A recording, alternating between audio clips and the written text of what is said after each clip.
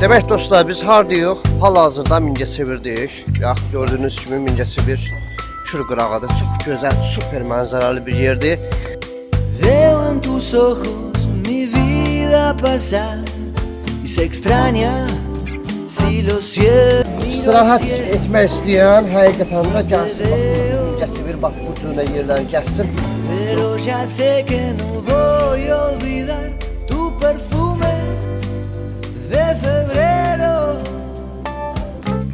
Cuando la noche me venga a buscar, que me lleve con tu viento. Maşallah, gözəlliyə baxın. Gör nə gözəl yerdir.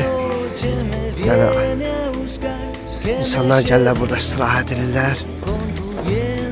Baxın. Onun gıdasına sen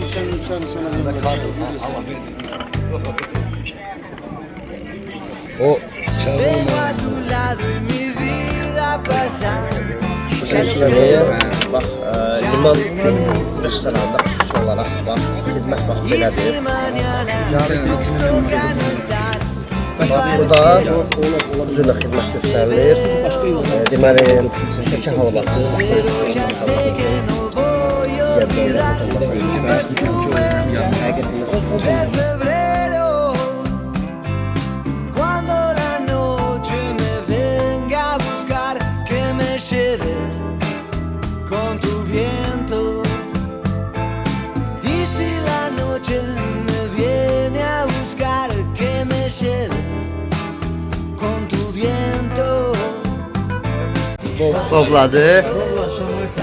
Hayır maşallah, Allah can sağlığı versin. Her gün burada olursa elə mi? Güzel maşallah, süper. Görün dostlar, nə gözəldir. Bax, bu da Mingəçevirin istirahət eləmək üçün ən gözəl məkanlarından biridir. Liman restoranıdır. Çox süper. Bax, görürsünüz, gözəllik.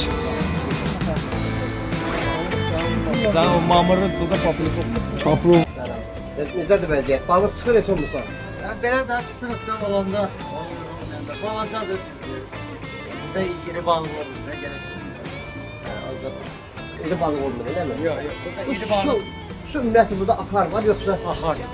axardır? Baxın, mən maraqlısı odur ki, yəni çox sakitdir su.